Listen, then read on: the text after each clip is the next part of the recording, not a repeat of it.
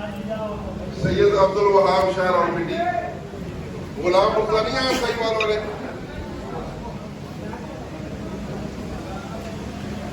حکیم ڈاکٹر حافظ محمد اشرف ملتان،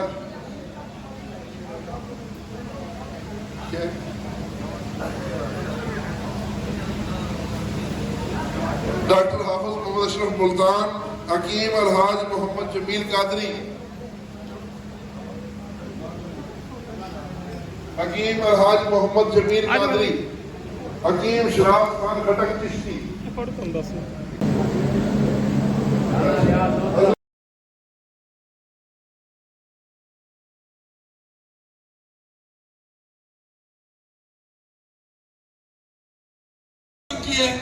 اور میں آپ کو بتاؤں کہ میرا منہ کڑوا ہو گیا، ٹیمیزے کا نام نہیں ہے نا، کڑواہٹ آ گئی۔ افسر دین، اس نے افسر دین پر ریسرچ کی اور اس میں کیا دریافت کیا کہ اینٹی ملیریل پراپرٹیز پائی جاتی ہیں، اور جو ملیریا کی دوائیاں مروج تھیں وہ ناکام ہو گئی ہیں، اس کی جگہ پہ یہ نیچرل جو اس میں آرٹیمیزین ایک الکلائڈ پایا جاتا ہے وہ بڑا مؤثر ہے۔ دنیا میں اس وقت بھی تحقیق کرنے والے مراکز 60% ان کی تحقیق کا مرکز آج قدرتی ادویات بن چکی ہوئی ہیں۔ جو یہ کہتے ہیں کہ قدرتی ادویات پر تحقیق نہیں ہے، وہ اپنی نظر کا اور اپنے دماغ کا علاج کرائے۔ تحقیق کرنا، اگر میں نے پہلے سوال کیا تحقیق کرنا مولج کا کام ہے، تو وہ بتاتا ہوں میں۔ ہمارے مولج یہ ابھی فہیم سیاسی صاحب اور بابا طارق صاحب اور یہ سارے دوست یہاں بیٹھے ہوئے ہیں۔ میں اس طرح کے کسی ایک مثال دیتا ہوں، قاسمی صاحب کی موجودگی میں گو دنتی تو سارے استعمال کرتے ہیں۔ بنیر میں ہمارے بھائی جو گو دنتی استعمال کرتے ہیں، ہو سکتا ہے یہ گلو لیں اور اس کو کوٹیں، اس کا پانی نقطہ بنائیں اور اس کو آگ دیں اور اس کا کشتہ گو دنتی تیار کر لیں۔ تو کشتے سے ڈرا بڑھا دیا گیا۔ کشتہ جدید زبان میں ملٹی منرل جو ہم دوائیاں کھاتے ہیں، سربیکس ٹی، سربیکس زی، سینگوبیان وغیرہ وغیرہ وغیرہ، اب جو نیم برانڈ بھی آگے ہوئے ہیں، اگر میں طب کی زبان میں کہوں تو یہ آپ کشتے کھا رہے ہوتے ہیں روز۔ اس کے اندر کیا ہوتا ہے؟ جو فرض کیا سربیکس ٹی کی بات کرتے ہیں، اس میں کیلشیم، میگنیشیم، زنک اور آئرن، اور اس میں کاپر، اور اس میں چاندی، سلور، مختلف قسم کے نمکیات، اس میں ان آرگینک کمپاؤنڈ پائے جاتے ہیں، غیر نامیاتی کمپاؤنڈ جو لیبارٹری میں تیار کیے گئے ہیں۔ طب میں یہی نمکیات مرجان سے کشتہ مرجان بنایا، اور اس سے کیا لیا آپ نے؟ کیلشیم، صدف سے بھی کیلشیم لیا، مروارید سے بھی کیلشیم لیا، گو دنتی سے کیلشیم سلفیٹ لیا، تانبا برات خود کاپر ہے، ٹھیک ہے، زنک کا اوپن سورس ہے۔ جتنے بھی یہ نمکیات ہیں، سائنس یہ بتاتی ہے کہ جو آرگینک کمپاؤنڈ ہوتے ہیں، جو نامیاتی مرکبات ہوتے ہیں، جن کو بتانے کے طریقے یہ میرے اطباء بتاتے ہیں، رضوان شاہ کی ٹیم بتاتی ہے، سید وسیع زیادی بتاتا ہے، یہ آرگینک کمپاؤنڈ ہے، یہ نامیاتی مرکبات جو تیار کی جاتے ہیں جڑی بوٹیوں کے اندر، جو قدرتی تیزاب پایا جاتا ہے، جسے میلک ایسڈ کہتے ہیں، جسے سٹرک ایسڈ کہتے ہیں، جسے ملیٹ کہتے ہیں، جو ہمارے کمپاؤنڈ بنتے ہیں، وہ فرض کیا ہم نے فولاد بنایا، کشتہ فولاد۔ جتنی بھی گائناکولوجسٹ ڈاکٹرز ہیں، وہ پاکستان میں ایک تحقیق کے مطابق 80% حاملہ خواتین آئرن ڈیفیشنٹ ہوتی ہیں۔ 80% خواتین خون کی کمی کا شکار ہوتی ہیں، اور خون کی کمی بھی وہ جس میں آئرن ڈیفیشنسی ہوتی ہے۔ اور تمام گائناکولوجسٹ جو آئرن کے کمپاؤنڈ استعمال کراتی ہیں، جو سیرپ استعمال کراتی ہیں، اس میں ایک ڈوز کے اندر جو وہ فولاد استعمال کر میٹیلک کمپاؤنڈ یوز کراتے ہیں، وہ 70 ملی گرام سے لے کر 125 ملی گرام تک ہوتا ہے۔ اور اس سے بڑا ظلم نہیں ہوتا، پھر اکثر خواتین جب وہ سیرم یوز کرتی ہیں ان کو کالے پخانے لگ جاتے ہیں. آپ نے یہ وٹنس کیا ہوگا, ان کو کالے رنگ کے پخانے لگ جاتے ہیں. سائنس یہ کہتی ہے, شاہ صاحب سائنس یہ کہتی ہے کہ آپ اتنا ان آرگینک کمپاؤنڈ دیں کہ باڈی کو 6-7 ملی گرام چاہیے, وہ رائے گا باقی نکل جائے گا. 7 ملی گرام دینے کے لیے 70 ملی گرام استعمال کرایا ہم نے. اور میرا نمائندہ حکیم کیا کرتا ہے, ایک ککھ استعمال کرتا. اس وقت شاید میرے ان سنیاسیوں کو پتہ نہ ہو کہ یہ نینو گرام, مائکرو گرام, ملی گرام یہ کیا ہوتا ہے. میں یہ اس بات کا اقرار کرتا ہوں کہ شاید ان کو پتہ نہ ہو, مگر ان کی تحقیق انسان پہ تھی, خرگوش پہ نہیں تھی.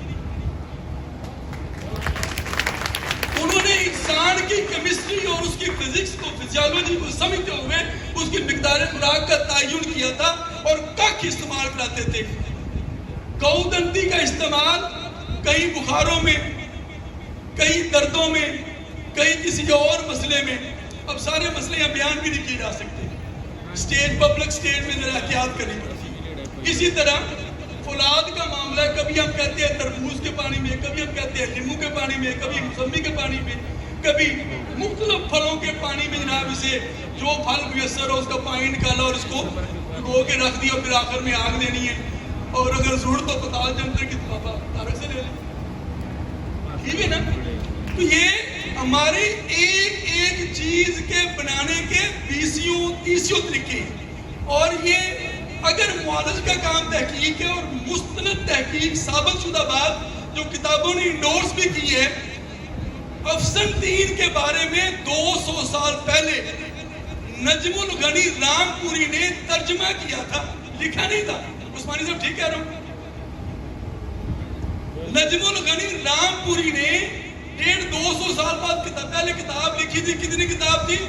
اگر میں اتنی موٹی کتاب, اس کی 8 جلدیں. اس میں افسنتین کا جو استعمال اس وقت بھی لکھا تھا موسمی بخاروں میں مفید ہے. اس بیچارے کو نوبل پرائز نہیں مل سکتا.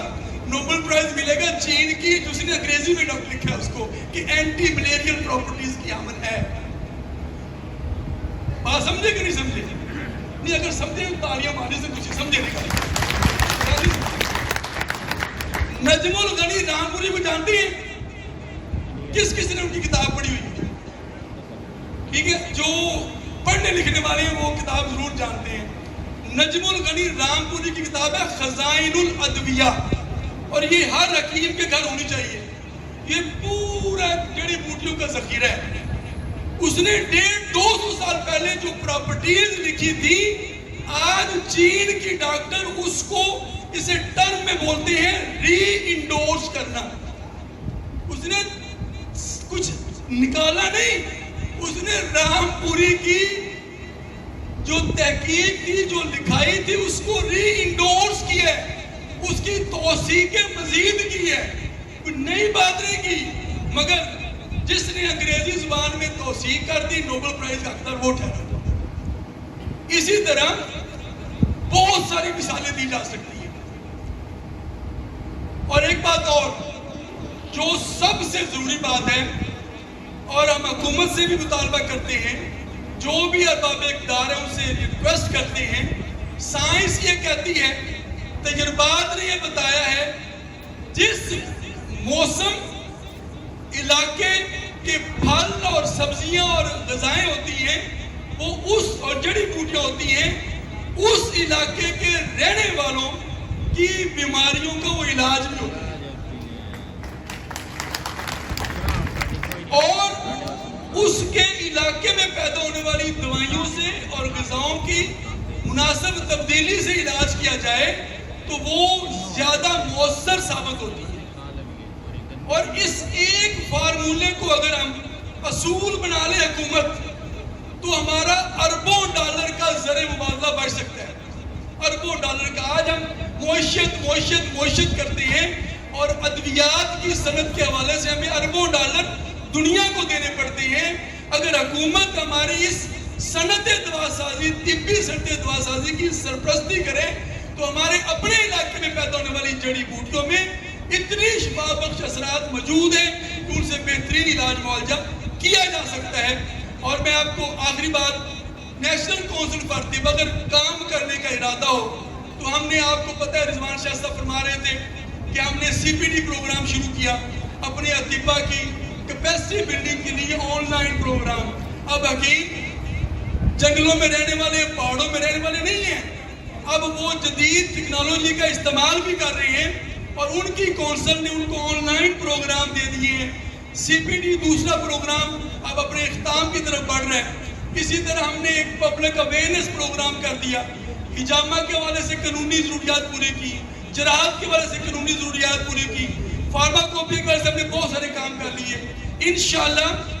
اور ہم نے اپنی ایجوکیشن میں بھی, کسی زمانے پہ ہم پر الزام تھا کہ حکیم اتنے پڑھے لکھے نہیں ہوتے, آج یہ بات میں اپنے احباب کی موجودگی میں آپ سے شیئر کر رہا ہوں. 200 کے قریب PhD حکیم پاکستان میں موجود ہیں اس وقت. 11 یونیورسٹیوں میں طب کی تعلیم دی جا رہی ہے.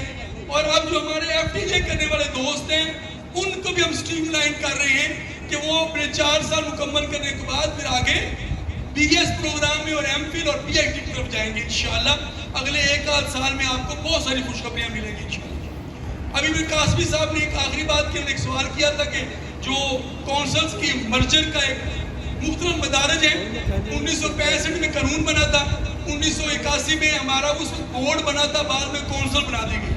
اب حکومت کو کسی نے یہ بتایا, بات چلی تھی اخراجات کم کرنے کے لیے اور اس میں کرنا تھا منسٹری ختم کرنی تھی. خالد صاحب بیٹھے ہوئے اس میں لیگل کام کر رہے ہیں, منسٹریاں ختم کرنی تھی. یہ سارے سیاستدان بھی دوست ہیں اور تاجر بھی صنعت سے تعلق رکھتے ہیں. 6 منسٹریوں کا فیصلہ کیا گیا کہ وہ حکومت پر بوجھ ہیں اور وہ 18ویں ترمیم کے بعد فیڈرل میں نہیں ہونی چاہیے. اچھا ہو رہا تھا منسٹری لیول پہ کام. اچھا بیوروکریٹ جو کسانہ ہوتا ہے انہیں اپنی نوکری تو بچانی ہوتی ہے. اس نے کہا اگر منسٹری ختم ہوگی تو 150 بیوروکریٹ فارغ. انہوں نے کیا کیا, انہوں نے حکومت کو ایک نیا رنگ دے دیا کہ اس میں جو کونسلز ہیں نا جن کا حکومت پر خرچہ ہی نہیں ہے, 17 لاکھ ایمان سے بتائیں خرچہ بنتا ہے حکومت پر. ہم کہتے ہیں 17 لاکھ بھی نہ دیں, ہم اپنی مدد آپ کے تحت کام کرتے رہیں گے انشاءاللہ. یہ صرف یہ کہ ٹوسٹ بھی ہے, منسٹری ختم ہو رہی تھی تو انہوں نے کہا کہ جی جو کونسلز ہیں ان کو مرجر کر دیا جائے تاکہ اخراجات کم ہوں. ہم حکومت کو بتانے جا رہے ہیں انشاءاللہ, تیاری کر لی ہوئی ہے کہ یہ جو کونسل جن کو آپ مرجر کر کے ان کی حیثیت ڈاؤن کرنا چاہتے ہیں, یہ ان کے پہلے ہی اخراجات کوئی نہیں ہے, یہ اپنی مدد آپ کے تحت کام کر رہے ہیں. حکومت پر کوئی بوجھ نہیں ہے, خزانے پر کوئی بوجھ نہیں ہے. ابھی یہ تجاویز ہیں اور نومبر تک اس کے بارے میں غور و خوض ہونا ہے اور اس کے لیے کوئی مسودہ تیار کیا جانا ہے. جیسے یہ ڈیولپمنٹ ہوگی ہم کوشش بھی کریں گے کہ یہ کام نہ ہو. آپ لوگوں کا بھی جہاں جہاں اثر و رسوخ ہو سیاسی وہ بھی استعمال کرنا ہے, اور جس فورم پر یہ ضرورت پڑی قانونی پھر پبلک جو موبلائزیشن ہے اور میڈیا ہے ہر جگہ پہ انشاءاللہ پوری طرح کوشش کریں گے. یونیفیکیشن پاکستان کے پلیٹ فارم سے بھی, پاکستان طبی کانفرنس کے پلیٹ فارم سے بھی اس کام کو روکنے کی پوری کوشش کی جائے گی انشاءاللہ. طبیب زندہ رہے گا اور پاکستان اور دنیا کے مسائل صحت کا حل عالمی ادارہ صحت کے اعلان کے مطابق مقامی طریقہ علاج کو فروغ دینے میں ہے. حکومت آج بھی اس بات کو دل سے تسلیم کر لے تو انشاءاللہ جو پرائمری اور سیکنڈری لیول پہ مسئلہ صحت ہے وہ حل ہو کر رہے گا. اللہ تعالیٰ آپ سب کامیاب ناصر ہو, اور رضوان شاہ صاحب ان کی پوری ٹیم کو آپ سب کو میں آج کے اس کامیاب پروگرام کی مبارکباد پیش کرتے ہوئے اجازت چاہتا ہوں. پاکستان زندہ باد. کوئی نہیں.